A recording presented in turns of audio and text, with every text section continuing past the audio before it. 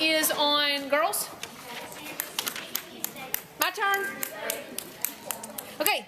85 is using cross products to solve proportions. Okay, do y'all remember last week when I was telling you, oh, I wish I could show you an easier way to do a problem because it would make it simpler? It was about which fraction. Yes, which fraction is bigger. So this is going to come in really helpful because we're going to figure that out. So for example, 3/5 and 4/7. And there's no way I could draw this and actually get a very precise, balanced throughout, like 7 pieces and fill in 4, 5 pieces and fill in 3, for us to be able to see and determine which one, okay? And so what did I teach you so far to do? To write them out. Okay? Make them a common denominator. Make a common denominator. So what we were doing was 3/5 and I would do 4/7. What is a common denominator of 5 and 7? 35. 35, okay? So if 35 is my common denominator, what did I do to get 5 to 35? I times it by 7.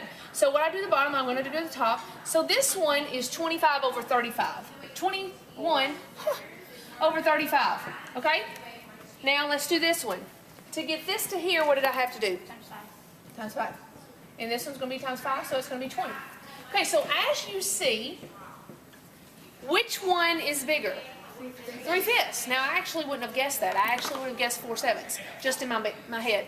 Okay, so as we see, 3/5 is bigger, okay? But there is an easier way, and so I'm going to show you that right now. Okay? What you can do is start from the bottom, right here, and move to the top. 5 times 4 is 20. 7 times 3 is? Which one is bigger? This side. Isn't that cool? A lot easier, isn't it? I mean, like it took us like literally 5 seconds rather than Like, how did that 2 minutes. I don't know. Isn't that crazy? Okay, so let's try another one. 8/12 and 12/18. Okay, this one's a little bit harder. 12 times 12 is? 72. Go. Oh. 144.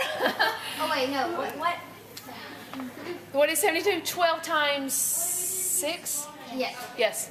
Okay, so 18 times 8. We do not know. 144. So, what would this answer be? Equal. Well, Pretty cool, huh? You know that it would be equal anyway because 8, 12, 12. Oh, never mind. No, I know what you were thinking. I saw, when I first looked at it, that's what I saw. So, you kind of did what I did. Okay, so everybody feels like they got it? Okay, so let's do this. So next time you have one of those problems, you can just totally do that. Girls? Okay. I'm sorry I'm not picking on you because we have a lot of issues back here, okay? I feel like as a teacher, I'm pretty lenient. I let y'all talk. I understand that need as a student. You want to have time to talk, so I usually, even in between, I let y'all talk, before I let you talk, and I even give you 5 minutes after to talk. Do you see my desire to respect you? Okay, so when I speak, what do you think I could possibly need? Ding, ding, ding, R-E-S-P-E-C-T. Okay, so I'm not picking on you. I actually have never gotten on to you before, except today. Okay, but here's what I need you to see. Okay, I'm respecting you, and actually even giving you more than just that. You've got 3 times in between, before, and after. Okay, so just give me 20, 30 minutes. Okay, understand? Okay, all right. So these are the problems that we're going to come up to.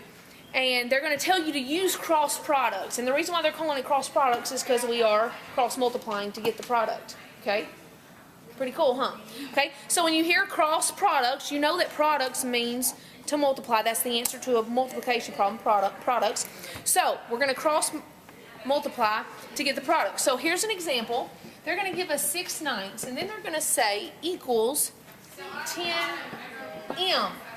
Okay, and they're going to want us to find this answer. Okay, Yes, Nicholas? Would it be like 6 plus what equals 10? Or would it be? That's how we were doing it. Okay, but here's the problem. It's not, you can't do a plus on any of these things. You would have to times it, okay? So that way is not gonna work. Okay, so when we come to these and they tell you to use cross product, or even one that you can't figure out, like if this was 12, we could figure out the function. Remember how we talked about function? I would do times 2 and then times 2. Times because 6 isn't going to 10. Right, but because it's a 10, you can't do that, okay? We can't just figure out what the function is. So here's what you have to do on those problems that you can't figure out what is the function, okay? You're going to cross multiply. 9 times 10 is 90, good. And then you just actually write this out. 6 times m. And does everybody see that equal sign right there? You're going to put equal in the middle. So all I've done is went 9 times 10 and put the answer here. 6 times m and put that answer. And now we can discover what is m because we're doing the cross products. Yes? So we would divide 6 into 9. You're exactly right. So what I'm saying is 6 times what equals 90. And hopefully you know that you're going to have to divide here. Yes? I know the answer. You got it? Yeah. Tell me. 15. Okay, so let's check it. 6 into 90 is 15. Very good. Excellent job, Jaden. So m would be 15. So let's try it. If I put a 15 in there, because that's what they said m was, does 15 times 6 equal 90? Yes, it does. So we know we've gotten it right. Does everybody see how we did that? So your answer, you would say, is m equals 15. Encircle it. That's what you would do on a test. Okay? So put m equals 15. All right, let's try another one. Everybody feel like they're getting it? Anybody having trouble? Okay, good stuff. So you only have to circle m equals 15. Yep, that would be the answer. I mean, if you put it like that, I discover it, but it's much easier for the teacher. And it's probably when you get to CEC, they're going to be a lot harder on you than I am. So you kind of need to get used to doing that. That's my sister that she's going to cut her tongue out. Yeah. She talks. She's really scary. I've heard about her. She loves my sister though. She's always like, she thinks her favorite. Wow. Okay, so everybody write this one down. 15 over 21. 15 over 21. And W equals W over 70. Okay. Again, how am I going to perform this problem? 15 times 7. Very good. 70 times 15. Wow, that's big. 1050. 1050. Does everybody get that? Somebody check my math today because I may not get it right. Okay, good. And then this one would be 21 times W. I'm going to put my equals in. So now it's saying 21 times what equals 1050? What am I going to do?